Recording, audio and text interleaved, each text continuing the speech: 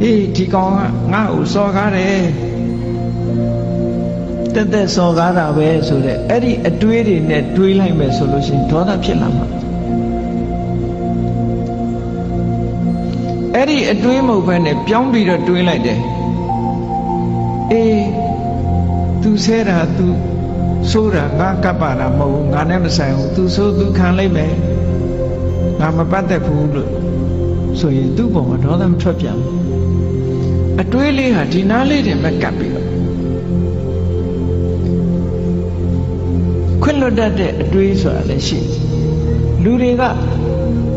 ကိုကြတော့ခွင့်လွတ်တယ်သူများကြတော့ခွင့်မလွတ်ဘူးဆိုတာလောကမှာထင်ရှားတယ်နော်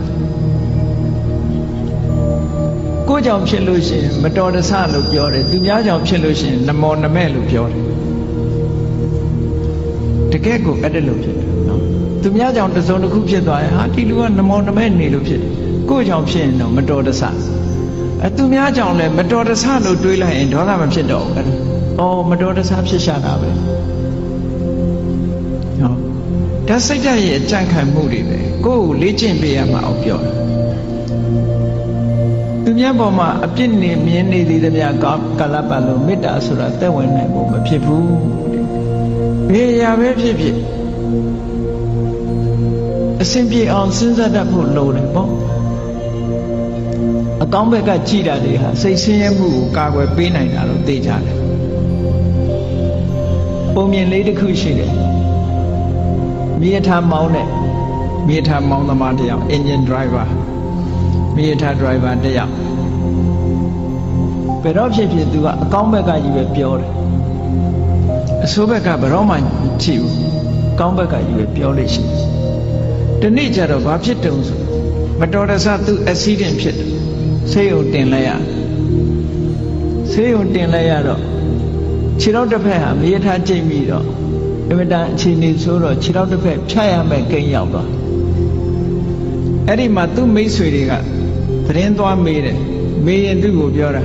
မင်းဘယ်တော့မှဆိုအကောင်းဘက်ကကြီးပဲပြောတယ်အကောင်းကြီးပဲမြင်တယ်မင်းဒီတစ်ခါမင်းကိုမင်းဖြစ်တဲ့အခါအကောင်းမြင်နိုင်အောင်မလားပေါ့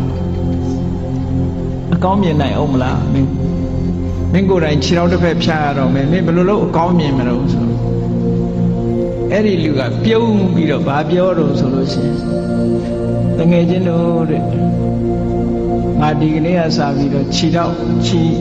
ဒီဖဏတ်ဟာတစ်ဖက်ဖိုးသက်သာသွားပြီငါဖဏတ်ဟာ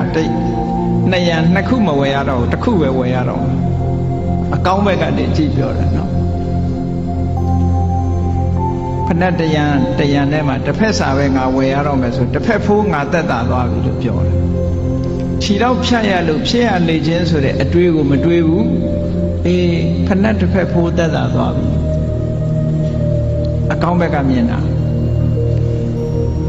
တချို့နေရာမှာ wise attention ဆိုတာအဲ့ဒါမျိုးကိုပြောတာတစုံတစ်ခုဖြစ်လာလို့ရှိရင်စိတ်ဆင်းရဲနေမဲ့အစား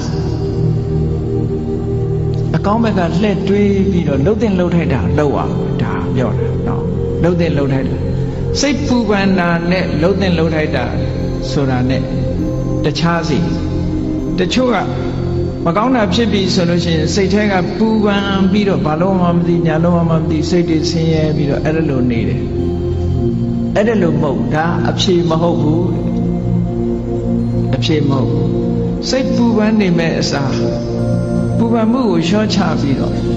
ဘာလို့သင့်တယ်ဆိုတာကိုစဉ်းစားဖို့ပဲလိုအပ်တယ်ဟောတာစိတ်ရဲ့စွမ်းရည်တွေကိုဒီလို